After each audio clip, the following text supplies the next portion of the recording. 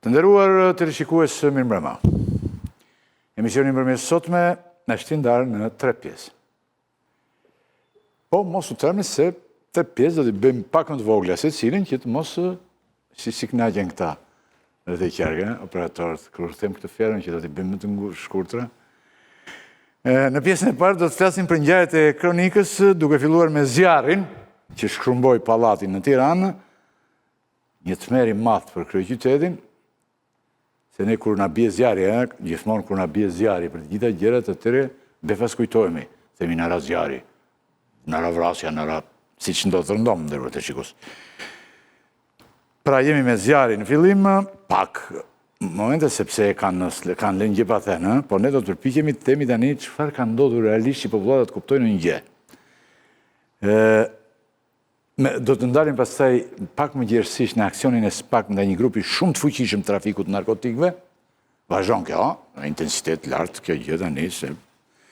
Në pjesën e dytë pastaj do të flasim politikën tu brenda vendit, domethënë ka dalë dhe fenomeni, jo fenomen, magjar janë dhe po pritet që të dalë një magjar këtu që nuk ndodh magjar, nuk po vjen një magjar këtu.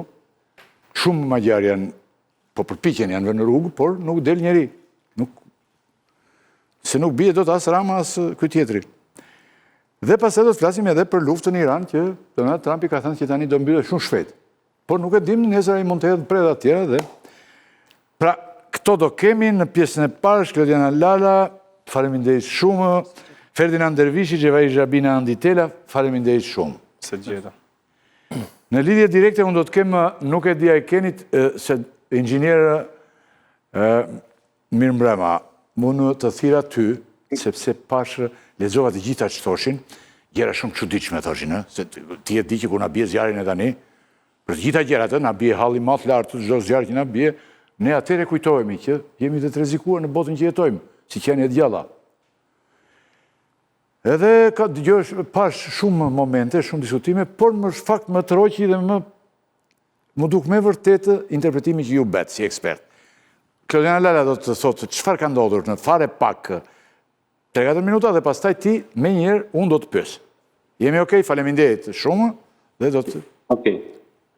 Klodiana, tani a kemi sot një përfundim për shkaqjet e zjarrit në pallatin e kompleksit Arlis? Çfarë shkaktoi zjarrin dhe kush janë personat e ndaluar? Sigurisht që nuk ka një definicion sa i përket shkakut zjarrit. Ka dyshimet arsyeshme, thonë prokurorët dhe grupi hetimi, që ka rënë në katin e parë të pallatit 12 katësh në një market aty, dhe më pas për shkak të materialeve të përdorura për fasadën, ka pas një shpërndarje të menjëhershme dhe shkrumbim të tyre.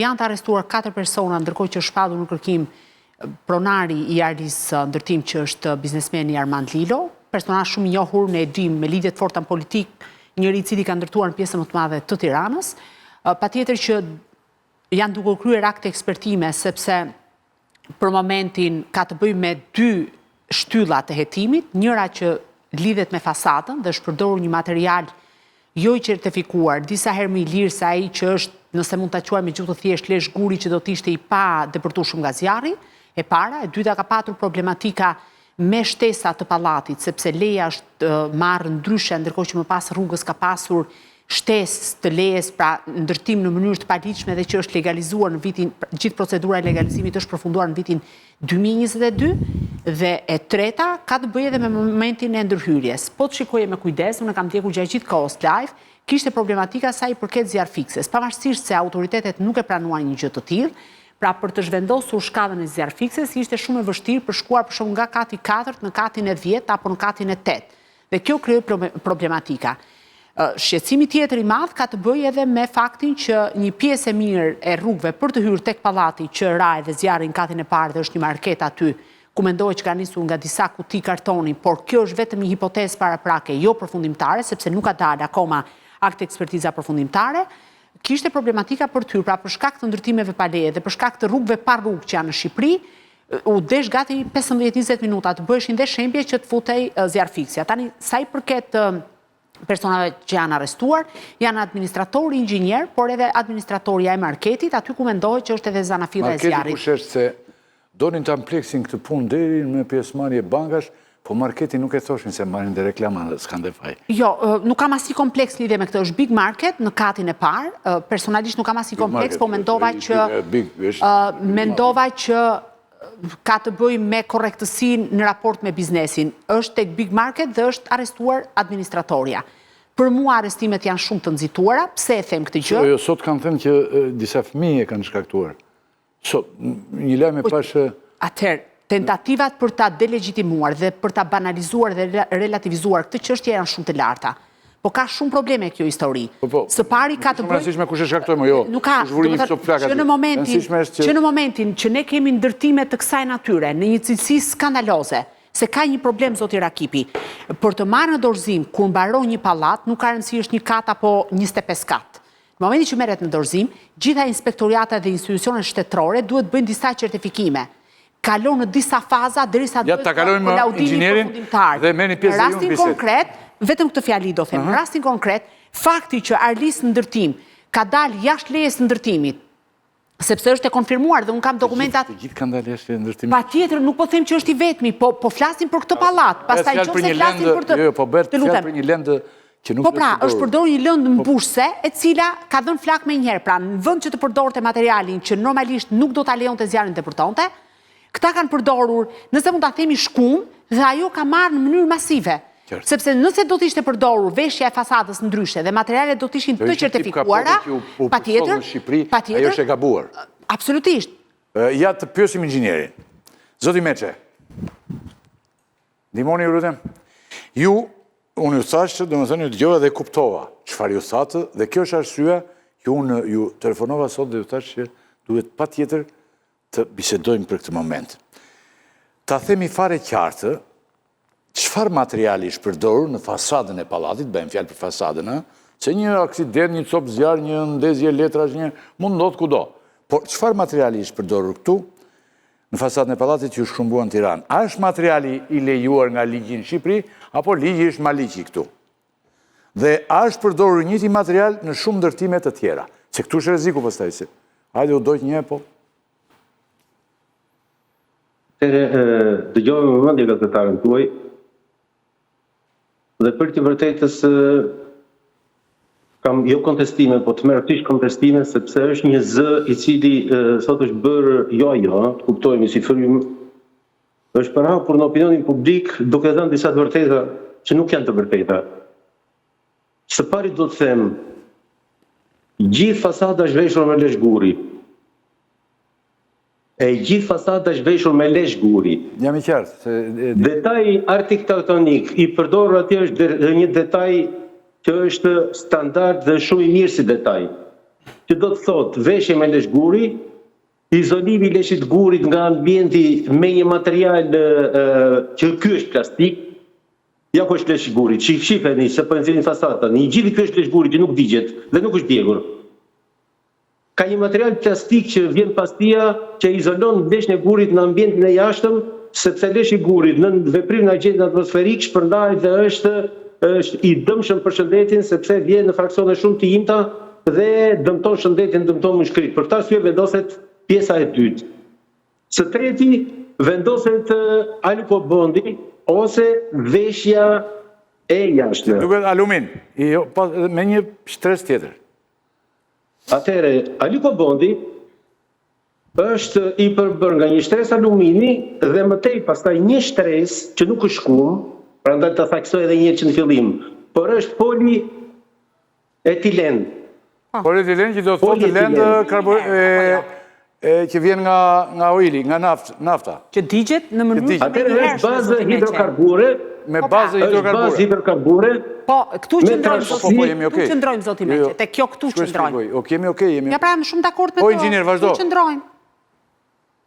Polietileni është me trasi vetëm 3 mm në këtë rast. Nuk është shkum. Dhe nuk është lehtësisht i djegshëm, duhet thënë që në momentin e parë, pastaj do të them si që shtel. Në standardet shqiptare nuk ekziston sot asnjë bazë kusht teknik, as ligjor mbi standardin e këtij materiali. Flas gjithmonë për panelin që i themi alukobond.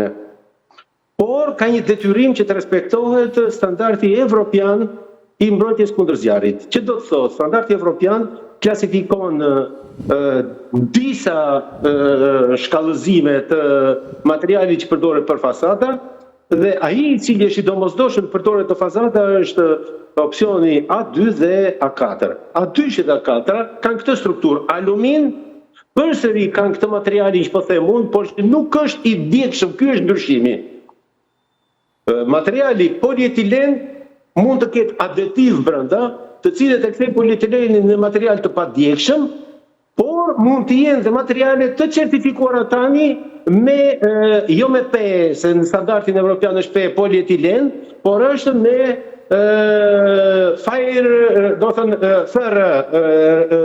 materiale rezistuese ndaj zjarrit.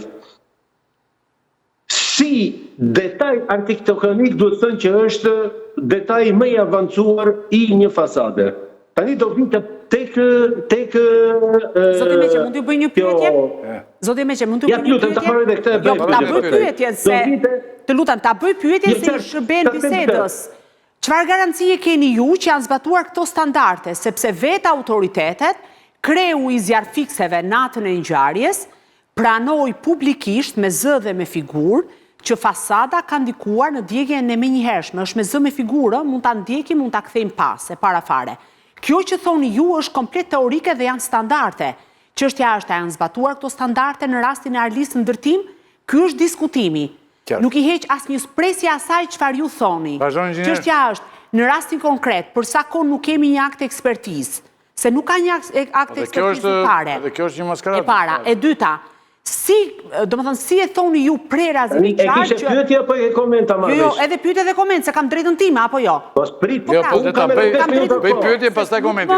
Nuk më kushtëzon, ne do themi çfarë ka secili. Atëherë, ajo që ju folët është një standard. Në rasti konkret, mund të na e shpjegosh çfarë keni konstatuar? Po, ta shpjegoj unë. Dhe nga dini në këtë përfundim. Kjo është. Do të ylli. Po. Ndoshta tani nuk isha i përgatitur se mund t'ju sillja një fotografi që është bërë dje në orën 8 të darkës të këtij detaji që po flasun. Gazetarja që sapo foli, e cila është gazetare tereni, mund kishte vajtur të bënte regjistrimin e detajit atje. Dhe e kam telefon, e nxjerr tani, e kam telefon se e kam bërë. E kam bërë, kam qenë disa herë dhe e kam bërë. Doja çoj zotit Rakipi, vazhdojmë. Po, dhe unë e çoj zotit Meqe. Atëherë nëse të detaj, ju më thini tani në emision. Inxhinier, unë të kam thënë... Ore, ke ardhur për të mbrojtur tani një person caktuar apo për të na sqaruar standarde. Çfarë ke konstatuar tek ai pallat, zoti Meqe? Dhe sa për djeni quhem Klodiana, mund të më drejtoni dhe me emër dhe vazhdojmë të tej. Të lutem. Po pra vazhdojmë. Po ta dëgjojmë tani, ta respektojmë sepse kemi... Po e respektoj, po të japi ekspertizën vet. Unë, një gazetare që thot nuk është përdorur lesh xhami, më falë, lesh guri, ku është përdorur. Dhe një gazetare që thot që është përdorur shkum. E thonë autoritetet, zoti Meqe, jo. Ta lëm të mbaroj inxhinierit, lutem. Dakord me ti mbaj kështu. Nuk e marr konsideratën, mbyll emisionin me ta unë. Vazhdo. Ka që më duhet mua në këtë emision, për t'i thënë popullit shqiptar që këta gazetare ka deformuar situatën. Nuk është kjo situata, zotë. Po e deformoni ju. Ja, ju lutem. Po e deformoni ju. Klodi, nuk po broni një gjë që nuk më inxhinier, a mund ta vazhdojmë? Unë po bëja gjender tani. Atëre, kush sipas jush, ju lutem. Kush sipas jush e shkaktoi? Jemi okay me këto statut. Pse u shkaktua ky gjë? Atëre, pse u shkaktua? Gjithë detaj është që është fakt që ajo doq. Dhe faktin që u doq, jo unë, po nuk ka njeri në botë që ta mbrojë, që ai ishte materiali djegshëm. Qartë? Jemi shumë okay. Ky ishte thelbi i emisionit. Po pra po ta thotë edhe inxhinieri që ishte materiali i djegshëm. Ato që thash unë pak më herë. Ta mbarojmë. E pranuar me zë dhe me figurë. Inxhinier nga një emision tjetër për ta parë. Po, dakord, okay, të mbaroj inxhinier. Kakofoni, për këtë arsye. Të lutem inxhinier. Po. Pra ishte materiali i djegshëm. Falenderoj, Ylli. Po. Do ishte mirë të kisha pasur përballë aty unë se dish pastaj si komunikoj. Po gjithsesi s'ka rëndësi. Morën vesh vonë. S'ka rëndësi, nuk ka rëndësi. Sa po e thatë inxhinier, materiali i djegshëm, këtu mbaron diskutimi. Okej, nuk ka mbaruar diskutimi. Vazhdojmë. Pra, mbaroj diskutimi për mua. Se ne kujtojmë vetëm kur digjemi. Inxhinier, po? Tani, a ligji, a ndalon inxhinier përdorimin e këtij materiali? Dhe a kontrollohet? I dashur dhe njerë. I dashur. Jemi te alukoboni i cili është material që u vërtetuar që është i djegshëm. Qartë? Standardet në Republikën e Shqipërisë që i referohen standardeve evropiane të detyruara nuk e lejojnë përdorimin e këtij materiali. Gjithë problemi ku është? Që në fazën e projektimit, në fazën e supervizimit, në fazën e koludimit, ne nuk kemi ekspertë të cilët janë në gjendje dhe kanë ekspertizë të identifikojnë nëse një material është zjarturus ose jo. Në Republikën e Shqipërisë nuk ka as laboratore të cilat identifikojnë pikërisht këtë që po flasim ne, standardin e një materiali. I vetmi i cili e certifikon dhe sipas rregullave shqiptare e pranon cilësinë e materialit është certifikata e cilësisë. Kjo certifikat cilësie, Shteti në fund është shteti që kontrollon. Se e kolaudonë. Te kolidimi në fundi vjen shteti, vjen bashkia dhe bën pranimin përfundimtar. Nuk është kështu. Nuk është kështu. Prandaj kur nuk flasin ekspertët nuk është kështu. Bëhet akti kolidimit. Dhe akti kolidimit nuk bën gjë tjetër veçse gjithë dokumentacionin, sa akti kolidimit nuk është ekspert teknik. Akti kolidimit merr gjithë dokumentacionin ligjor të objektit, e përputh nëse është në përputhje me ligjin apo jo, dhe e paraqit në bashki. Dhe në qoftë se kemi një projekt, realizimi është bërë në përputhje me projektin, por nuk futet në cilësinë e materialeve. Supervizori nuk është personi i cili bën vlerësimin e cilësisë së materialit, por realizimin e projektit sipas standardeve që ka projekti. Dhe ju thash, sot, as inxhinieri supervizor, as inxhinieri zbatimit, as kolaudatori nuk kanë ekspertizë për të përcaktuar cilësinë e zjarrdueshmërisë të një objekti. Është vetëm, në rastin që flasim, certifikata e cila shoqëron çdo material. Ne sot kemi për betonet, për llaçat, për hekurin, laboratore në Shqipëri dhe këto laboratore certifikojnë në çdo periudhë sipas ligjit, çdo hedhje, çdo një muaj, çdo 2 muaj sipas ligjit, certifikojnë cilësinë e materialit të përdorur. Kaq. Po ne nuk kemi Aleko Bond, ja sekond. Ne kemi, unë e shikoj atë në mënyrë masive. Aleko Bondi. Dhe unë di edhe njëkohësisht se cilat janë autoritetet që marrin vendimet përkatëse. Më ka ndodhur në një rast që konstruktori më i saktë në Shqipëri që ka vdekur tani, Kisho Negovani, në një përplasje me arkitektin më të mirë që kemi patur ne, Vladimir Bregun, cili ka punu në Kanada, pastaj e gjitha autori Pallatit Kongreseve të tjera, s'është mas janë të dy më. Një përplasje madhe tyre ku donte të ikte konstruktori vetëm pse arkitekti donte të zgjate në një balkon 80 cm më shumë. Dhe ky i thosh me metodat e reja bëhet, ai s'bëhet u çua të ikte. Pra, nuk funksionon, nuk ka një kontroll këtu. Dhe shteti është përgjegjës për kontroll. Ka kontroll mos zotni. Është shteti përgjegjës. Ku ka? Ore zotni, shteti ka ndërtuar. Kur ti përdor Lekopolli gjithë Tiranën. Kontradiktor se kuptojmë çfarë thotë inxhinieri. Për ta përcaktuar. Ju se duhet të ik. Okej. Më thuaj. Për këtë material nuk kemi ne në Shqipëri ekspertizë për ta cilësuar. Është vetëm certifikata zotëri. Dhe ajo që duhet themi është, kjo certifikat mund të ketë ardhur në Shqipëri si material zjarrdurus, nuk e di. Në qoftë se certifikata që ka shoqëruar këtë material është babëzia e biznesit të ndërtimit që po përdor materiale të merësisht të dobta. Jo, po ata mund të kenë babëzi, po shteti duhet ta kontrollojë. Po shteti që duhet të kontrollojë këtu. Babëzia do ikin inxhinieri pastaj. Po tani nëse s'ka ku inxhinieri mos dalë në mision. Një minutë, po jo po më duhet mua, më duhet kam të iruru. Dalë në mision pra. Po inxhinier po, jo të lutem. Unë nuk bëj populizëm zotëri. Po qa populizmi qa është kjo? Ju po pranoni që ky material është i vjekshëm dhe kjo është përgjigja, që autoritetet, po se kështu është. Hajde në debat ku të duash inxhinier dhe të kuptosh që jetë tërsisht i gabuar dhe po mbroj një gjë që nuk mprohet. Sa aty kanë humbur gjithë pjesën e jetës qindra familje. 10 familje u ka ikur gjithë jeta e tyre. Inxhinier, ore tani çfarë po më thua, po më akuzon mua për tatje apo po më jo, absolutisht. Ma bëj populizëm atje, volke për Jo, po të populizëm. thot një gjë shumë Vetëm thjeshtë. mashtrime. Po thot Deri tani ka 7 pa vërteta. është marrin certifikat, Ke po siguruar Pa vërtetat po i thoni ju po flisni standarde, ndërkohë që e vërteta në terren është krejtë ndryshe, se nuk keni marrë guximin me shku as deri tek pallati për ta parë nga afër. Nuk është kaq po thuat. Ti po ti si formuar. Avokat, pyetja shumë e thjeshtë, kush e ndalon? Një minutë të lutem. Dhe kjo Një është minutë. tentative juaja për të mbrojtur interesat caktuara, ndryshe nuk ka kuptim tjetër.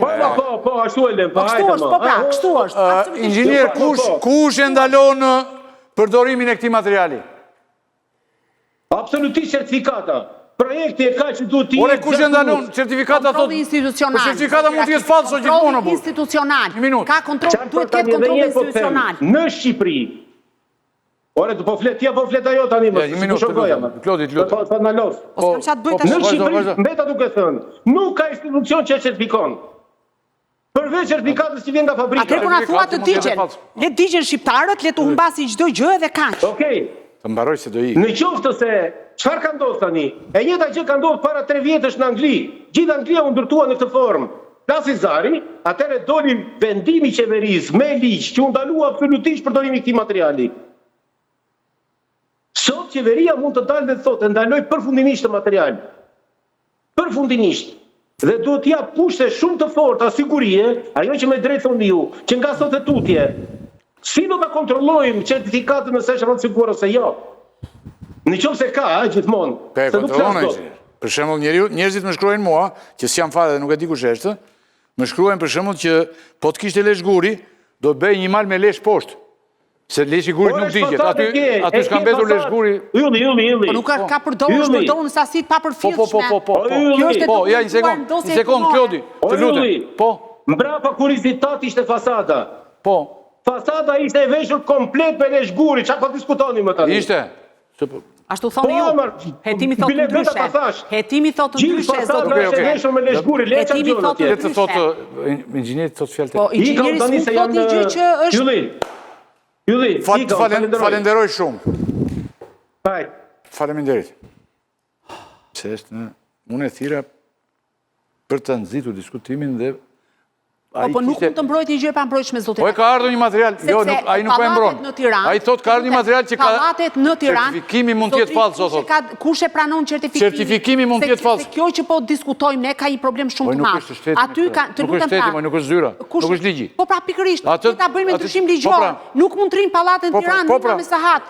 Ishte ditën ajo, po të kishte ndodhur ajo tragjedi natën. Do kishte 10 viktima. Ç'është kjo histori tani? Jo, po ishte pallati është ndërtuar në mënyrë skandaloze. Pastaj duhet kemi parasysh se kush është njeriu që ka ndërtuar. Zoti Rakipi, kemi një precedent me kullën Syri Tiranës. Dakord? Janë 7 kate pa leje ndërtimi. Një jetim i hapur dhe i mbyllur më pas. Kush është ky kullë? I njëjti pra për një ndërtues që ka bërë pallati. Për të njëjtin po flasim apo jo? Dhe aty është lehtësisht. Unë kam qenë aty dhe po njeriu mund bëj çfarë dojë aty kur ndërton pa leje.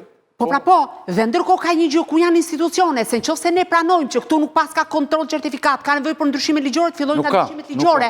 Le të fillojnë nga ndryshimet ligjore, ne s'mund ta pranojmë këtë si normalitet. Këtu vetëm pallate ngrihen. Nëse ne pranojmë që të merret ai polisteroli, çfarë dreqin është termi që përdoret, inxhinierik, atëherë ku janë inxhinierët në këtë vend? Pallati nuk ishte minimalisht fikset e zjarrit.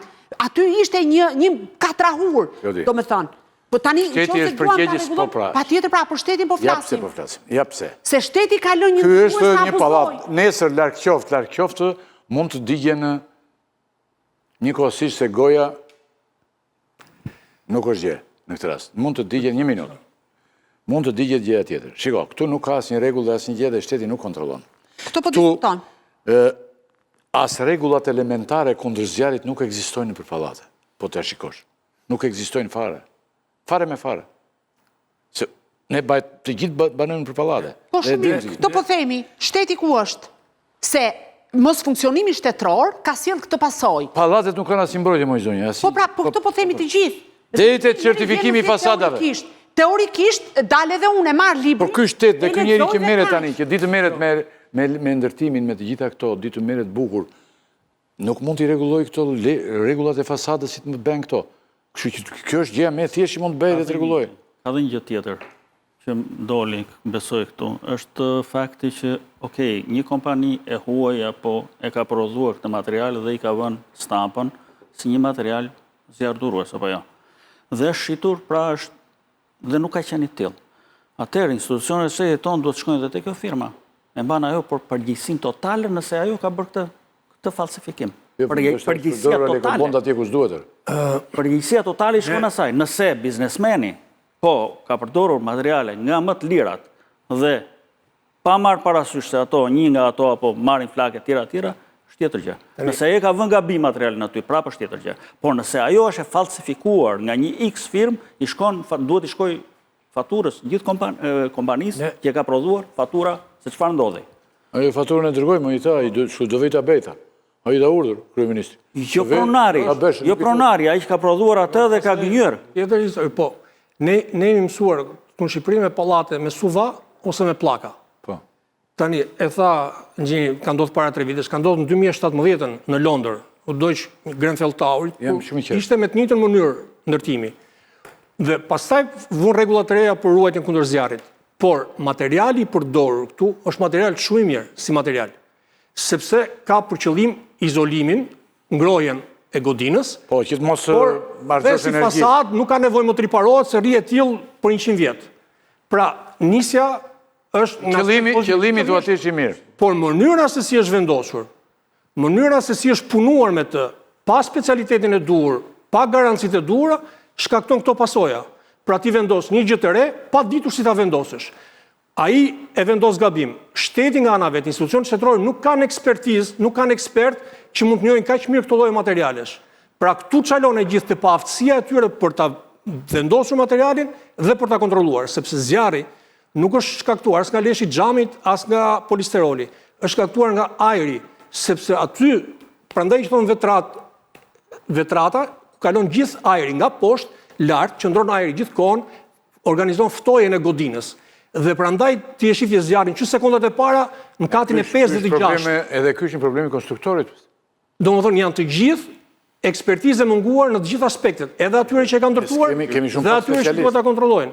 Në kundërshtrimin tim ky do të jetë problemi, Yllia, do të ketë prokuria mundësi që ta hetojë këtë çështje në mënyrë të pavarur duke patur parasysh se çfarë deklaratash kishin vetëm pak minuta pasi kishte ndodhur ngjarja, që ndërtuesi mori përsipër që do t'i rindërtonte të gjitha shtëpitë, siç kanë qenë deri. Jo, nuk e mori ndërtuesi, tha kryeministri. Edhe kryeministri, këtë po them, fillimisht e tha kryeministri, pastaj ndërtuesi. Ai duhet të thotë, ai ishte në kërkim dhe çfarë ligji ka shkelur, duhet të thotë kryeministri, jo ta ndërtoj. Kryeministri në këtë rast nuk ka marrë vetëm rolin e ndërtuesit, ka marrë dhe rolin e hetuesit. Duhet ta nxirrte hetuesi fillimisht se cili është shkaku i këtij zjarri dhe më pas, sepse prokuria mund nxjerrë nesër që duhet të arrestohen dhe 15 veta të tjerë, 15 persona të tjerë. Çfarë duhet bëjmë më pas për te kostos apo institucione që i takon ndërtuesit pallatit, sepse nuk është një zjarr që është shkaktuar për arsye të tjera, është shkaktuar për arsye të mënyrës se si është ndërtuar fasada. Dhe do ta rindërtojnë nga e para. Kostoja e atyre familjeve që kanë mësuar dëmet, kjo është e rëndësishme, sepse ato kanë pritur me vite për të marrë godinën. Tash duhet presin me vite se nuk rregullohet ajo me ditë. Do kot rregullohet dhe mbi të gjitha, si këto materiale janë përdorur në disa pallate të tjera në Tiranë. Dhe ky është alarmi. Pra, shteti tash duhet kontrolloj godinat e tjera që janë në të njëjtin sistem. Është ai të përvlon të gjallë. Dhe këte e kanë sjellë me bindje absolute gjoja ekspertët, të cilët në këtë rast, në këto lloj ndërtimesh ata kanë shkatruar dhe është objekt, është rreziku. Mund ta them dhe këtë fjalë, se do më lejosh. Nuk bëhet fjalë vetëm çështje monetare, ata banorë kanë humbur gjithë mundin e jetës.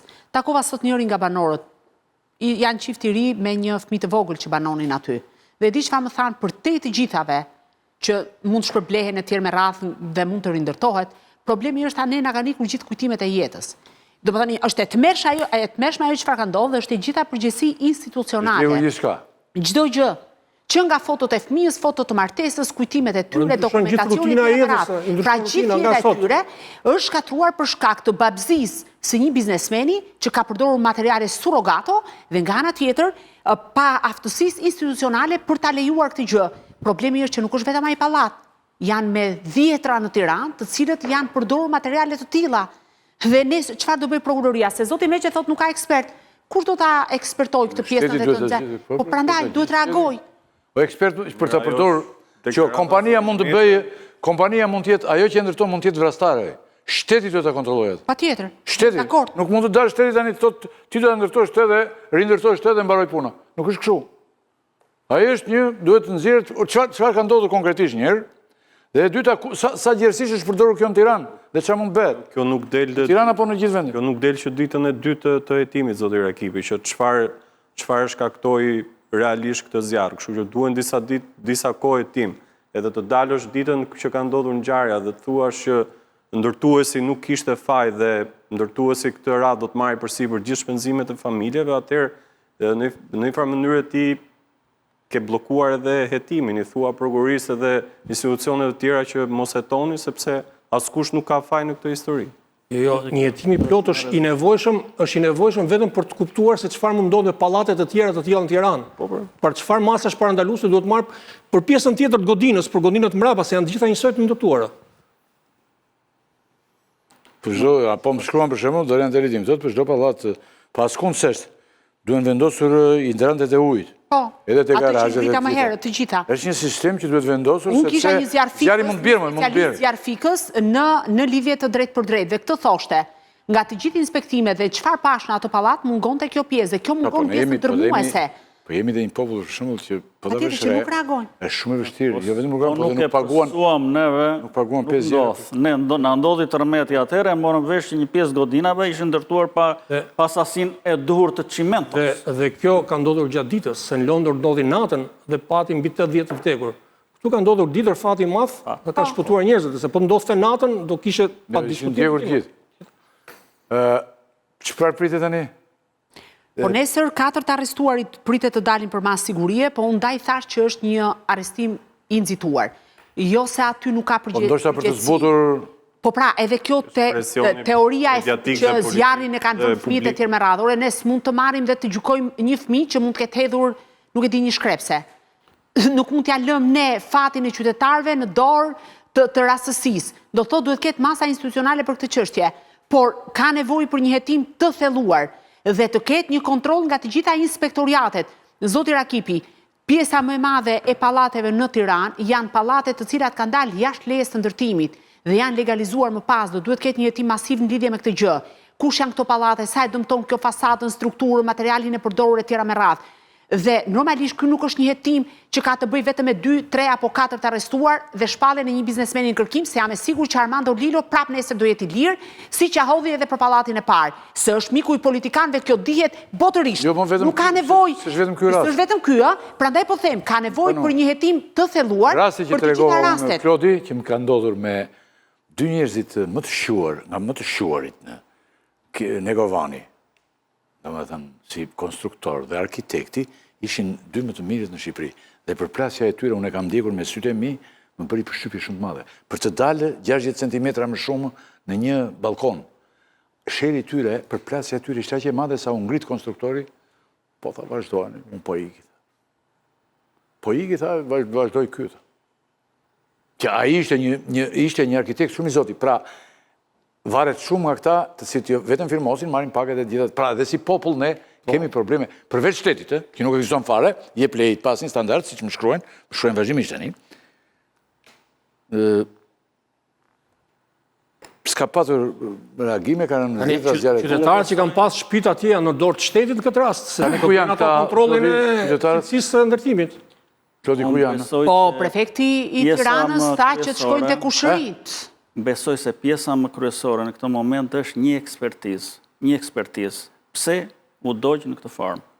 Për të dalë te përfundimi që u dogjë për këtë shkak. Pastaj shkohet te pjesa tjetër që ore sa pallate kemi në Tiranë apo në gjithë Shqipërinë me të njëjtën lloj ndërtimi. Dhe më mirë të zhvishen komplet si të rrezikshme, sepse ajo është e frikshme. Çfarë ka ndodhur dhe çfarë pamë. Dhe është fat që ndodhi me pak, që patëm pak. Po prefekti, kur u pyet se ku do të qëndrojnë banorët, tha në Shqipëri kemi kushërin, tha, dhe mund të rinë të hallat, të gjashtallarët, të kushërin të tjerë me radhë. Pra askush nga institucionet shtetërore nuk mori në konsiderat faktin që ato njerëz ishin thjesht me rrobat e trupit dhe kishin dalë të alarmuar për jashtë. Ne të nderuar të shikues do ta ndjekim këtë problem, si do të procedojë shteti. Shteti është fajtor për këtë punë. Ligji, mos zbatimin e ligjit dhe rregullit. Ky është një rast ku razjari, nëse në Tiranë ka, po themi, 100 objekte të mëdha të dendur sa është Tirana, të ndërtuar në këtë mënyrë, merrem mend se pas aksidenteve. Në këtë rast, se tani dolën sot edhe ca fëmijë thonë, po fëmijët mund ta bëjnë, në këtë rast, gjithë banorët janë besë të shtetit atje, se kanë marrë një godinë që e certifikon shteti. Ikim nga ky moment, zbresim në një spak e përfolur kjo dhe në media, ka goditur grupin e Jetmir Pepës. Grupin kriminal të Jetmir Pepës, që shumë kush, shumë njerëz se kanë dëgjuar çështë, i cili merri me trafik ndërkombëtar të lëndëve narkotike. Janë 11 urdhra arreste dhe sekuestrimi miliona eurove pasuri. Çfarë është ky grup? Ku është zhvilluar aktivitetin? Sa kohë? Konkretisht për çfarë akuzohen pastaj? Ç'është ky grup? Dhe sa kohë ka aktivitet? Se këta janë marrë dhe me biznes, dëgjova unë. Tani prokuroria e posaçme apo do vazhdosh? Prokuroria e posaçme ka firmosur pas një hetimi 1 vjeçar 11 urdhra arreste, ku më kryesori prej personave të dyshuar është Jetmir Pepaj ose i njohur si Mir Pepaj. Ky konsiderohet si kreu i grupit, është personi i cili është i lidhur me kompaninë Pepa Group dhe kompania Pepa Group, por edhe një sër kompanish të tjera janë aktualisht nën sekuestro dhe llogaritet pasuria e tij të shkojë te afro 12 milion euro. Pra kjo është pasuria që është sekuestruar nga ana e Spakut. Rezulton që ky grupim kriminal, duhet të sqaroj që nga 11 persona vetëm 3 janë arrestuar, njëri prej cilëve është vllai i Jetmir Pepajt, ndërkohë janë dhe 2 persona të tjerë antar të dyshuar të grupit, ndërkohë që pjesa tjetër nuk janë arrestuar. Jetmir Pepaj rezulton prej disa muajsh jashtë vendit. Tani lidhur me hetimet bëhet fjalë për pas zbërthimit të aplikacionit koduar Sky ECC janë evidentuar të paktën 8 episode të trafikut të kokainës në sasi të mëdha 1 ton, 2 ton, 5 ton e tjerë me radhë, por në total janë 7.5 ton kokainë që janë kryesisht të transportuara, të trafikuara nga Ekuadori ose nga Peruja në drejtim të Holandës apo të Belgjikës. Destinacionet ishin të ndryshëm, për shembull kishte një rast në drejtim të Suedisë, një rast tjetër në drejtim të Hungarisë e të tjera me radhë, dhe ndërkohë kishte forma të ndryshme se si transportohej lënda narkotike, futej në rrushë të thatë, gjë që nuk e kisha dëgjuar më herët, futej në lëng frutash të ngrira, përdorej në konserva peshku e tjera me radhë. Droga? Po, droga, në format të ndryshme. Pra shkonte për shembull rrushin e thatë, e hasja për herë të parë nga këto grupime që janë goditur deri tani nga ana e prokurorisë posaçme. Po për te fakti që Jetmir Pepaj është një person i dyshuar tashmë për trafik, grup kriminale tjera me radhë, ajo çfarë bën përshtypje është që kompania që zotrohet nga familjarët e Jetmir Pepës, kompania Pepa Group, rezulton të mos ikim nga profili Jetmir Pepës. Vazhdon? Tani Jetmir Pepa nuk është se kishte një profil të jashtëzakonshëm në Shqipëri, ishte thuajse një person i panjohur në 2 momente. Ky jetonte këtu. Pjesë më të madhe të kohës jetonte mes Shqipërisë dhe vendeve të Bashkimit Evropian dhe her pas here në Dubai. 2 momente ishte bërë publik. Një moment kur pati një sherr me krerët e një tjetër grupimi kriminal në një nga zonat rezidenciale në jug të vendit dhe u përplasën në një nga lokalet kryesore atje, por sherri mes tyre u shua me sa duket edhe për shkak problematikave që kishin, dhe momenti dytë pas përplasjes së 2 vajzave të showbizit, që njërën e kishte patur ish partnere dhe tjetrën partnere. Pra këto janë 2 momentet që është përfolur në median shqiptare, po sa i përket trafikut kokainës, nuk kishte patur akuzë të mëhershme, pavarësisht se kishte ndryshuar mbiemrin dhe kishte edhe një mbiemër tjetër, me sa duket i trembe një hetimi të mundshëm nga ana autoriteteve tuaja, dhe duhet theksuar që në profil ishte njëri që kishte mbajtur një profil shumë të ulët. Por po të shikosh sasitë e kokainës që dyshohen se janë trafikuar nga ky grupim kriminal, vetëm në një periudhë fundi 2019-s, fillimi 2021-shit, pra më pak se një vit e gjysmë, janë vetëm sasi të kapura 7.5 ton kokainë. Llogaritë se sa të tjera mund të kenë kaluar që i përkasin këtij grupimi kriminal, që normalisht këto janë të evidentuara në komunikimet mes tyre, por nuk ngrihen si akuzë, sepse për të ngritur akuzën e trafikut të drogës, duhet të kapësh sasinë e lëndës narkotike. Dhe 7.5 ton janë të bllokuara nga autoritetet belge dhe holandeze. Ndërkohë që nga bisedat, llogaritet ose më saktë hetuesit pretendojnë që ka sasi disa herë më të madhe se sa kjo që është kapur. Problemi është që gjithë këta të cilët dyshojnë sot për trafik kanë kompani dhe kompania e lidhur me të kishte fituar vetëm kompani e vetme 12 procedura tenderuese. Si bashkim operatorësh ekonomik, por në Bashkinë e Tiranës ishte një ndër... Bashkia e Tiranës në Bashkinë e Tiranës bënde rekonstruksion shkollas. 52 tendera publik. Po them e vetme, të lutem, e vetme kishte fituar, po ka dhe akuzën e pastrimit të parave, e vetme ka fituar 12 tendera, kryesisht me Bashkinë e Tiranës, dhe me bashkitë e rretheve, Fusharës e tjerë me radhë, pra që janë Kuksin e tjerë. Ndërkohë si bashkim operatorësh ekonomik, sepse janë dhe disa kompani të tjera të cilat nuk përfshihen në këtë hetim, prandaj nuk po i citoj, bëj fjalë për disa projekte të rëndësishme të rindërtimit. Dhe kishte fituar të paktën 6 procedura tenderuese në miliona euro dhe llogaritej si kompani që të kishte marrë rreth 70 milionë euro tendera dhe punë publike. Po e vetme ka 12, pra këtë sqarim duhet të bëj. Pastaj pjesa tjetër në total shkon 52. Zhabina? Ajo që bëm përshtypje në këtë grup kriminal Zoti Rakipi është që në momentin e trafikut ky grup kriminal zgjidhet të lëvizte sasi të konsiderueshme kokaine. Për shembull nga rastet të cilat janë të evidentuara, nuk ka asnjë rast që të jetë nën 500 kg kokainë e cila trafikohet drejt porteve të Bashkimit Evropian. Kështu që trafikojnë në ton, në qindra ton, gjatë gjithë kohës që ka ushtruar aktivitetin e tij, pasi prokuria ka evidentuar vetëm 7.5 ton, por realisht janë dhe disa dhjetra ton të cilat kanë kaluar drejt Europës. Ajo që bën përshtypje në sekuestrimin e pasurive të këtij, po them personave të dyshuar që janë pjesë e këtij grupi kriminal, është që kemi rreth 60 pasuri të paluajtshme të shtrira në disa qytete, por kryesisht Tiranë edhe Lezhë. Edhe njërë 60 pasurit paluajtshme të këtij grupi? Po, 60 pasurit paluajtshme, ku përfshihen apartamente, toka, poste parkimi, apartamente që ndodhen në Tiranë, Kamës, Lezhë, Shëngjin, Sarandë dhe Imar. Në gjithë, po them, vendet ku ka një intensitet ndërtimi në Shqipëri, në Tiranë dhe në Bregdet, ky grup kriminal kishte pasuritë e vete. Janë 89 automjete të cilat janë sekuestruara, po këtu përfshihen edhe automjete të cilat janë pjesë e kompanive të cilët kryen punë publike, si dhe kemi edhe 72 llogari bankare dhe vlera totale e gjithë këtyre pasurive, Klodi e përmendi, është rreth 12 milion euro. Por si në gjitha rastet, duat përmendë diçka tjetër Zoti Rakipi, kemi që personi kryesor... E kam pyetje në fund. E kam në fund të... Atëherë, unë do thoja që ajo që më bën mua përshtypje më shumë në jo se nuk e dija, është modeli i biznesmenit që mbahet pranë Bashkisë Tiranës, pranë qeverisë e tjera dhe preferohet. Pra, ky është, nuk po them se është në mënyrë totale. Por nuk njoh vetëm këtë, unë njoh dhe personazhe të tjerë, të cilët kanë të njëjtën, pra shtrirje apo të njëjtin funksionojnë në njëjtën mënyrë, që do me thënë, që marrin tendera publik dhe nga njëra anë bëjnë dhe trafikun e drogës apo si mënyrë për të pastruar parat, Ferdinand. Sigurisht kjo është mënyrë për të pastruar, po pse?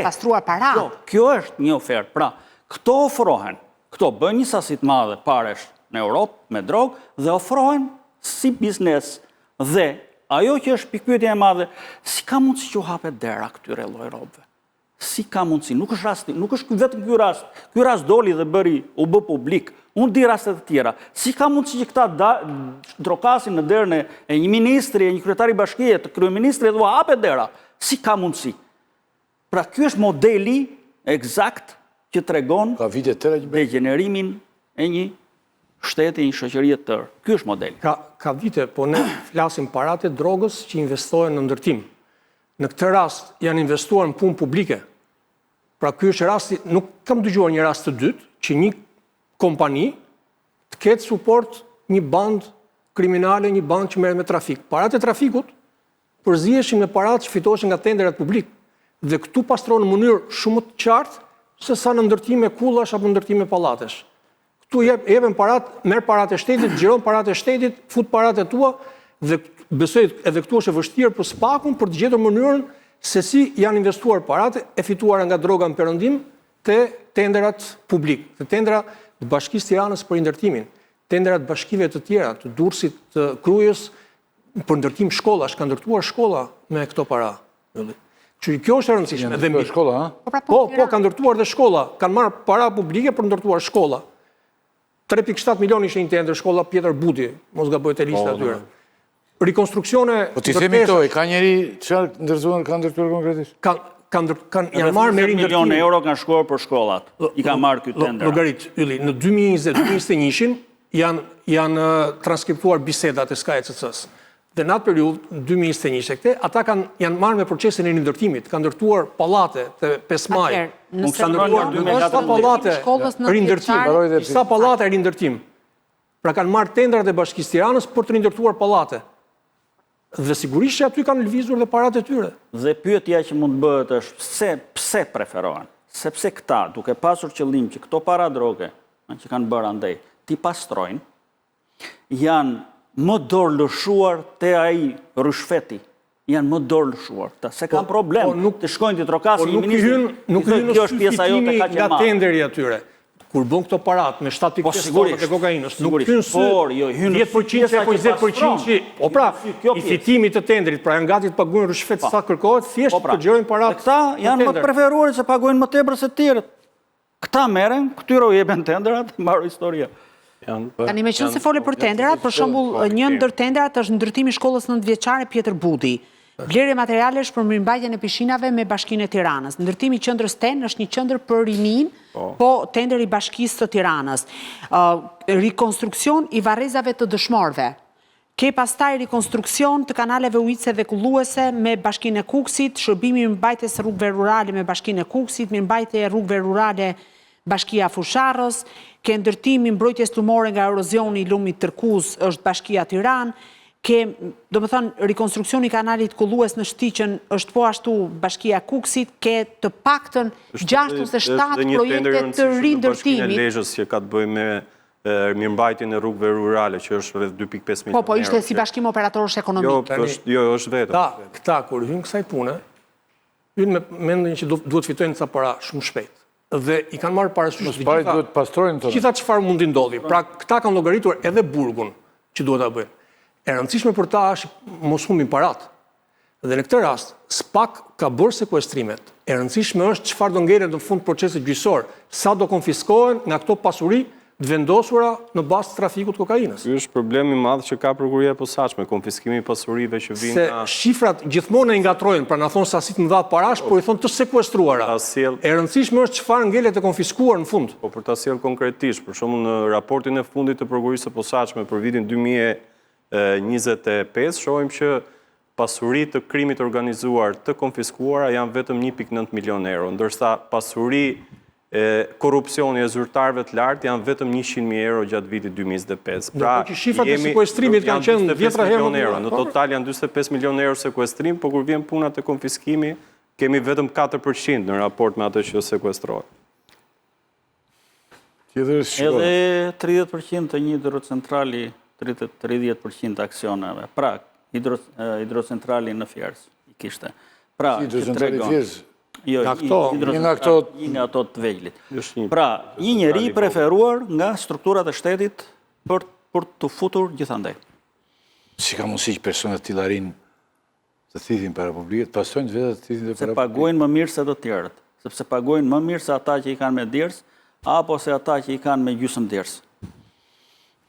Pra, pavarësisht se nuk duke i thua ti Klodi ky Pepa, nuk shfaqe, i kujdesshëm domethënë, në hierarkinë e krimit të pozitive. Ai shfaqe se nuk doja njihni me emrin, nuk doja din me emrin. Nuk është se mësuam sot emrin e tij. Domethënë ka pasur probleme në jetën publike të Tiranës. Ka pasur ka qenë pistolet, mes diskos. Domethënë emri është përfolur mbas veprimeve që ka kryer në publik. Aty ka filluar të përfitet emri. Flasi këta që përmenden vazhdimisht. Po, si puna kjo. Dakor, ka probleme ka pasur, por nuk ka pasur probleme që të tipit që për ta diskutuar në studio, kanë qenë probleme kryesisht të showbizit, kështu që showbizit për këto që u duheshin dhe kjo pjesë, që të kompensoheshin plotësisht. Ata jetojnë. Janë gjëra të domosdoshme për këtë kategori. Jetëmi Feve tani është në kërkim. Në shumë emisione mua më kujtohet tani që ka vite që e bëj këtë emision. Bile më kujtojt një gazetare tjetër që nuk ja përmendim emrin për arsye etike, e kisha unë këtë tele e mori vesh me njerë në studio dhe i thashun përgatitur për ata që janë ratisur. Përgatitur i thash për ata që kanë ikur. Jo për këta që kanë arrestuar, se këta të vegjit fare i arrestojnë. Të rëndësishme të fare ikin. Edhe ajo, u përgatit lesh, asë soli asgje. Ata këshin ikur dhe ajo s'dinte asnjëm. Edhe njëmër që tha nga troj. Në përdhembë i tha gojë... Ka kjo me... Jo, ka, sepse ky ka ikur prap. Këtë se kapin të... Skapim, kemi... Në kërkim, ky është në kërkim. Si ka mundësi tani? Koka nuk kapim, kemi 3-4 vjetë. Me kanë kuptuar unë zoti Rakipi? Kuptove të për çfarë si kish kjo. Unë të solla një rast tjetër që më ka ndodhur. Ka vite që më ndodh kjo gjë, ku këta ikin të gjithë të rëndësishme. Jeni tipiku i njeriu që të ndodhin gjëra çuditshme. Po më ndodhin po pra, aty kishin ikur ata të gjithë. Atëherë. Dhe s'mande mend asnjë. Unë dhe Gjevahiri që i ndjekim nga afër institucionet e drejtësisë kemi kuptuar. Përgjithsisht, këta personazhe të cilët kanë qenë të futur thellë në krim të organizuar dhe kryesisht në trafikun e kokainës, vitet e fundit janë zhvendosur nga Shqipëria. Pra një pjesë të madhe të kohës e kalojnë jashtë dhe vetmja mundësi që të arrestohen është një bashkëpunim institucional me autoritetet e huaj. E vendit ku shkojnë. Dhe ne kemi patur njësër edhe Dubain që deri dje konsiderohej oazi i kriminalëve shqiptarë tjera me radhë, sikur është thyer rregulli dhe ata i kanë kthyer një pjesë të personazheve të kërkuar. Çka do thotë e vetmja mundësi që SPAK-u apo policia shqiptare të ketë sukses për kapjen e këtyre personazheve është që të bashkëpunojmë me autoritetet e huaja. Sepse duke e ditur shumë mirë çfarë kanë bërë, duke ditur që janë zbërthyer shumë aplikacione, duke ditur edhe faktin që ka pas shumë të penduar të drejtësisë kohët e fundit, me sa duket e kanë kuptuar që mund të jenë të radhës për të patur një urdhër arrest ndaj tyre. Çka do thotë janë zhvendosur kryesisht në vende ku e ndjejnë veten të sigurt. Dhe kjo është e vetmja mënyrë ose i vetmi shpjegim që unë mund të jap në raport me këtë çështje. Ata janë atje si pasojë e dekonspirimit.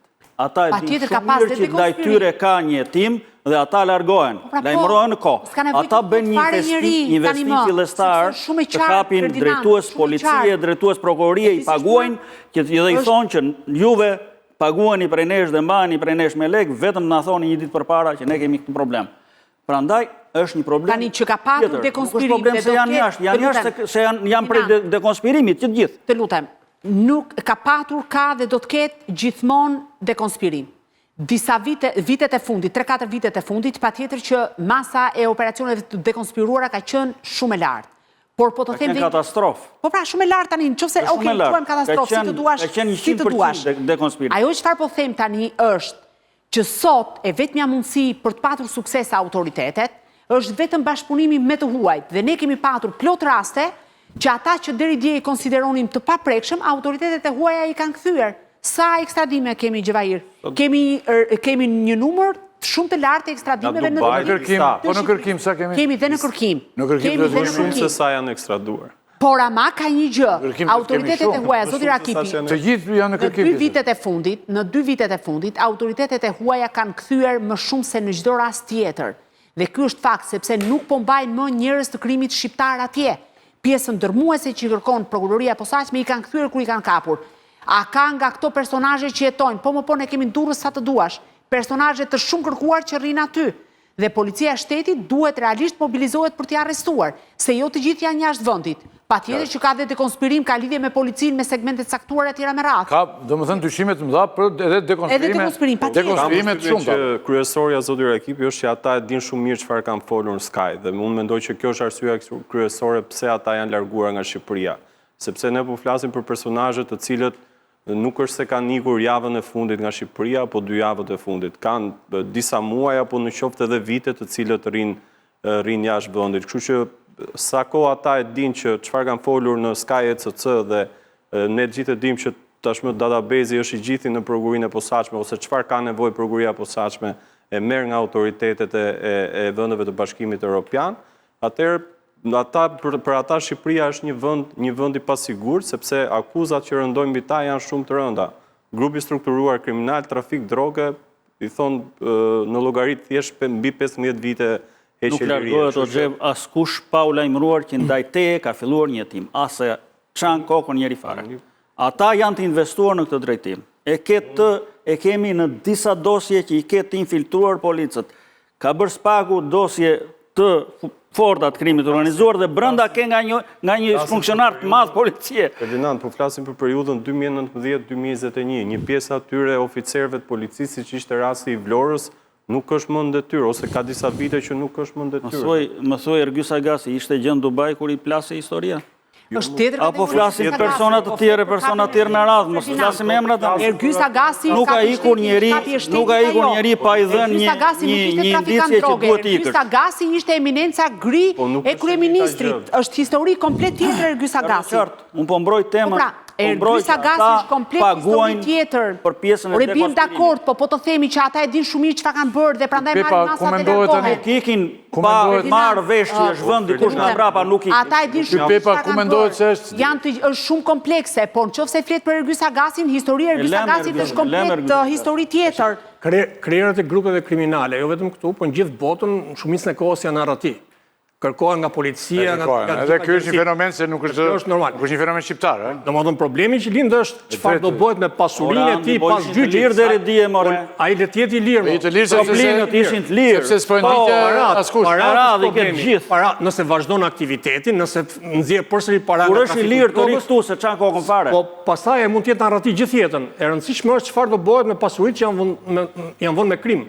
Mirë, kjo është temë tjetër. Kjo është e rëndësishme, çfarë do spaku dhe gjikoja. gjikoja. Shpejt atë, shumë shpejt ju kam thënë ta bënin, ta ulnin, se sot ka qenë shumë vap. Tani procesi është ky tani, ne do të rikthehemi e gjitha. Kemi një moment, kishim 2 momente në fakt, po kjo e call centerëve ka rëndësi të hajë javën që vjen. Megjithëse do themi 2 fjalë të përgjithshme në fund. Edi Rama në gjyqin e Sali Berishës, shpejt, se duhet të kenë ardhur dhe tani Sali Berisha ka kërkuar të jetë Edi Rama në gjyqin e tij dhe gjykata ka aprovuar këtë gjë dhe do të thirret në gjykatë për dëshmuar në çështjen Partizani kundër të tjera që i akuzuar, domethënë se i akuzuar Sali Berisha. Pse po thirret? E kërkoi Saliu apo është thirrur gjykata ka thirrur Ramën? Pse po thirret Rama dhe kush e kërkoi? Prokuroria nuk e kërkoi, e kërkojnë avokatët e Berishës dhe gjykata pranoi kërkesën e avokatëve të Berishës që Edi Rama të jetë dëshmitar për palën e mbrojtjes, e ka kërkuar pala e mbrojtjes në proces. Për Spakun ka qenë i panevojshëm që të jetë si dëshmitar në proces. Për Spakun ka qenë i panevojshëm. Po, nuk e ka kërkuar Spaku. Pra akuza nuk e ka kërkuar si dëshmitar. Do ta kishte pyetur gjatë hetimeve nëse do. As nuk është pyetur, ndërkohë që pala e mbrojtjes, pra pala e zotit Berisha e ka kërkuar pala e zotit Berisha. Ata e ka pranuar kërkesën e tyre që Edi Rama të jetë dëshmitar. Ka dikush më qartë nga gjithë ju, më shpjegon mua ç'lidhje ka Edi Rama me çështjen Partizani. Kryeministrin e thrasin për spektakël. Kryetar bashkie në momentin që ato aplikonin për të marrë atë pronën atje dhe ka 2, si thua, faktor. Faktori i parë ka qenë qeveria me krye Sali Berishën, që ka bërë atë pjesën e parë, që është dalja e pronës nga plani i përhapjes, sepse ka qenë pronë ushtarake, nga plani i përhapjes. Pastaj ka ndihmuar dhe bërë këtë pjesën e marrjes pronës, si thua, kthim kompesimin e pronës e tjera, dhe hapi i tjetër pastaj i takonte bashkisë që të ndryshonte destinacionin e pronës, sepse ishte pronë sportive, trojall sportiv. Në atë kohë Rama ishte kryetari i bashkisë. Ai ishte kryetari i bashkisë dhe janë bërë, këto janë mbledhur KKRT-t që janë këtu. Po, ndryshimi i pronës kërkoi nga qeveria apo bashkia e bënte vetë? Kërkoi nga personat e interesuar, nga personat që kishin pronën. Pronarët, po. Edhe pse tani po thuhet Berisha tha që nuk i kanë bërë fare kërkesë, ka bërë vetë tot. Madje thot përdore ka bërë në mënyrë korruptive, po se di se si mund bëhet në mënyrë korruptive kur të tjerët s'janë të interesuar dhe se kanë kërkuar. Ta ketë dhënë Rama në mënyrë korruptive dhe pastaj ta ketë marrë Berisha në mënyrë... Jo, nuk ka logjik kur thua që s'ja kanë kërkuar pronarët, s'ja kanë kërkuar pronarët dhe ka korrupsion. Kur s'ja kanë kërkuar pronarët, ku është korrupsion? Nuk e kanë kërkuar pronarët. Pabula është që ajo zona atje që ishte klub sportiv, po zona më e gjerë, në planin e Bashkisë së Tiranës, është kaluar në zonë për ndërtim. Dhe plani rregullues i Bashkisë së Tiranës, që këtë zonë e kthente në zonë ndërtimi, është miratuar nga KRTRSH-ja e Republikës, ku kryeministër ishte zoti Berisha. Kjo si procedurë ka ndodhur? Ka kaluar nga Bashkia fillimisht. Po pra po, KRT-ja e Bashkisë ka vendosur që kjo zonë është zonë ndërtimi. Volën ky tjetri, po. Po. Ky plan rregullues në atë kohë është miratuar nga KRTSH-ja e Republikës që kryesohet nga zoti Berisha. Tani, pyetja që kërkohet ndaj zoti Ramës është, e dua në gjyq të bëj një lloj ballafaqimi. Pastaj, nëse do paraqitet zoti Rama në gjyq apo jo, është në dorë të gjyqtares apo të trupit gjykues. Sepse kodi i procedurës penale parashikon që për presidentin, për kryeministrin, për kryetarin e gjykatës së lartë, të merret kur pyetet në zyrë. Ai kërkon vetë që të pyetet në zyrë nga gjykata, por në rast se gjykata e shet të nevojshme, e thret në proces nëse ka nevojë për ballafaqim me palën tjetër. Se tani duket të thrasin për spektakël, apo dëshmia e tij vërtet mund ndihmoj Berishën, sepse po e thret mbrojtja e Berishës dhe jo s'pak. Tani, zoti Rakipi, duke qenë se unë i kam ndjekur ato proceset aty, zoti Gjokutaj, në cilësinë e avokatit të zotit Berisha, pretendon që çështja të jetë, pra gjykata të marrë një vendim të drejtë dhe të pandikuar, do duhet të dëgjojë ndër të tjera edhe dëshminë e kryeministit të vendit zoti Edi Rama, për shkak se sipas tij ka bërë përmes 12 firmave, pretendon zoti Gjokutaj, ndryshimin e destinacionit të pronës ish klubit sportiv Partizani. Dhe gjykata arriti në konkluzionin që kjo kërkesë e mbrojtjes duhet marrë në konsiderat dhe zoti Rama të dëshmojë në proces përballë Sali Berishës, nëse do vi, sepse duhet të sqaroj dhe një gjë që nuk bëhet fjalë për nesër pas nesër. Ka një listë të gjatë prokuroria me dëshmitar, do jetë zoti Tauland Balla, kreu i grupit parlamentar socialist që do dëshmojë javën tjetër, që është i pari nga dëshmitarët në radhë për shkak se është edhe kallëzues. Po Balla është kallëzuesi dhe kjo është normale. Po pra, më pas do vinë një sër dëshmitarësh të akuzës, do kalohet te aktet e ekspertimit, provat shkresore e tjera me radhë, dhe nga vjeshta mendohet që mund të vi radha për të pyetur zoti Rama në cilësinë e kryeministit, pra dëshmitarët e mbrojtjes. Dhe normalisht avokatët insistojnë me çdo kusht që zoti Rama të shpjegojë pse e bëri në cilësinë e kryetarit të Bashkisë së Tiranës, pse bëri ndryshimin e destinacionit të kësaj prone. Ky është gjithë debati që do zhvillohet në rastin konkret. Ndërkohë që në fakt zoti Rama është i detyruar ligjërisht që të paraqitet në seancë. Mund të pyetet vetëm presidenti i Republikës në zyrë, por janë raste të përcaktuara nga ligji i qartë, por si dëshmitar në proces duhet të paraqitet përpara gjykatës. Po nëse kërkon gjyqtarja, se nëse ai thot, hajde më pyes në zyrë gjyqtares, dhe gjyqtarja pranon ta pyesë në zyrë, gjithë pyetjet që kërkon mbrojtja, mund ndodh dhe kjo. Por ngelet në dorën e gjyqtares, ta thras në sallë apo jo? Të vejtua Rama? Normalisht duhet shkoj ose? Do vej gjyqtarja atje tani. Normalisht, nëse në rastin e Kosovës, Albin Kurti për shembull e kishin thirrur. Edhe thatë, hajdeni këtu. Asaj i fare. Kjo pastaj është nëse zoti Rama beson të drejtësia që thotë kam ndërtuar vetë, duhet shkoj atje, apo jo? Tani nuk thot me kam ndërtuar vetë. Nuk thot, okej, dakor. Nëse ka ndruar mendje rrugës, është histori tjetër, por na ka thënë prej 14 vjetësh që se në fakt atë nuk e ka ndërtuar gringos. Dakor, pra, po vetë ka thënë. Këtu kemi qenë dhe unë dhe ti dhe të gjithë dhe... Gjithë po, zoti Rama ka dalë me zë dhe me figurë qindra mira herë, duke thënë... Tani si po shkon çështja Partizani, sepse shohim që doktori del shpesh dhe thotë Irena Gjoka, Altin Dumani e me radhë, përmend të gjithë të dëshmitari i parë Tauland Balla javën tjetër, seanca është me dyert hapura, e hapur për publikun, kështu që të shohim si do të jetë përballja, meqenëse është edhe kallëzues. Më pas është isatare, ish drejtor i ekzekutiv mos gabojmë i klubit, ish klubit sportiv Partizani, do t'jetë biznesmeni Parolaçi që po ashtu do dëshmoj, kështu që lista e dëshmitarëve të prokurorisë është e gjatë. Parolaçi ç'lidhje ka? Sepse është një histori, po të fillojmë dhe njerëzit do ta nisim nga e para pasur lidhje me klubin Partizani. Partizani. Po ka qenë Partizani. Pra tani po doktori s'thot gjë vetë. Fare, keni vënë? Doktori nuk paraqitet në proces. Përmend vetëm këto emrat, Irena Gjoka, Altin Dumani. Ai do vinë proces vetëm kur vi Ramës ndryshoi destinacionin pa kërkesën e pronarëve. Këtë deklarat ka bërë.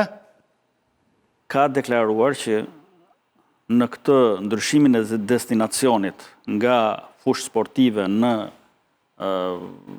truall ndërtimi, Berisha ka thënë që janë ka bërë akt korruptiv dhe ndryshoi destinacionin pa kërkesën e pronarëve. Këtë deklarim ka bërë. Kishim dhe një moment të cilën ne nuk e zhvillojmë do të plot, sepse kanë ardhur historit e tjerë, kemi dhe 2 pjesë, por ne do të zhvillojmë këtë javën e ardhshme. Ndërkohë futim fare pak momente, 5 fjalë Dervishi, 5 fjalë Lala për call centrat. 50 milionë euro djova që kanë marrë. Po është episodi 4, është episodi 4 i viteve të fundit që konfiguron një fenomen në Shqipëri të rëndësishëm, që janë call centrat mashtrues. I pari ishte para 1-2 vjetësh mos gaboj, që erdhën spanjollët me këngullet madhe dhe sollën një shifër të tmerrshme të vjedhjes së qytetarëve europian përmes mashtrimit për mbi 2 miliardë euro. Çamo? Për mbi 2 miliardë euro. Ama jo tani. Po, sollën si shifër zyrtare. Deri në 30 milionë euro është fitimi mujor. Dhe kompanive call center mashtrues. Pas historisë së spanjollëve, erdhën italianët 2 herë, lejene. Pas kokainës, ky është biznesi i dytë më fitimprurës, call center atë. Tani. Po kjo 50 milion qishe tani? Kjo është e fundit, ishte një investigim që kishte lidhje edhe me Austrinë dhe me Shtetet Bashkuara dhe Kanadan, ishte 50 milion euro, por nuk është kjo ajo e rëndësishmja. E rëndësishmja është që ne po kuptojmë që ky lloj, si thosh, biznesi fitimprurës për krimin, funksionon me zona caktuara, si që ndahen zonat e drogës, Me zonë është me qarqe, se duhet të ashtu është në qarqe. Kemi dhe qarqe për këtë punë. E tjera. Dhe ka një gjë që ka policin nga mbrapa. Pse ka policin nga mbrapa? E ka sepse të paktën rasti i lejene investigimi, nxori që e para u dekonspirua operacioni dhe rasti tjetër nxori që policia shkoi deri te vendi ku ishte call centeri dhe mori telefonat dhe u kthye mbrapa. Pra që tregon implikim shumë të fortë të policisë kjo histori. Kjo është një temë sepse sapo më dërguan poshtë foton që edhe zoti Daçi Shej dhe Agron Shej dhe gjithë se pas i kemi thirrur sot edhe me të njëjtin mbiemër. Afërsisht do i ngatrosh. Edhe zoti Fushati të gjithë unë them që do të... Do i bësh lëmsh, ta. Bijoj me? Do i bësh lëmsh, do i ngatrosh. Jo, ata duke kërkuar një magjarë edhe këto, magjarë që... Po magjarë ne i themi... Gomarit. Po Gomari është Gomari është në flamur në Amerikë. Amerikë është figurë nderuar Gomari. Ku ti thonim, nuk thashtë... Vetëm ne jemi aq Gomer sa i quajmë Gomer. Do me thënë në kuptimin pejorativ. Po ata janë... Amerika e ka lërës. Po... Interesante, ju falenderoj shumë dhe do t'jemi në javën e ardhshme. Kemi të fra, thamë, do kalojmë tani në një pjesë interesante, ndërkohë të shikuesë, a mundet rama me zgjedhje, është bisede gjatë e gjitha kjo, por ja që dhe kemi marrë shkak nga kjo. Jo vetëm gjetja një magjari këtu, po kemi marrë shkak për këtë temë nga Qerra për shembull. Edhe ky, që i merrte votat, Orbani, edhe me patate, edhe me pula ungareze, edhe me shumë gjera këshu, me thas me patate, jo me miell, ra, ky. Po ky, bie, do t'i pyesim këtë tani, falenderoj shumë. Të gjejmë magjarin toni, bie. Të gjejmë magjarin shqiptari, bie. Fare shkurt, publicitet rikthehemi me njerë.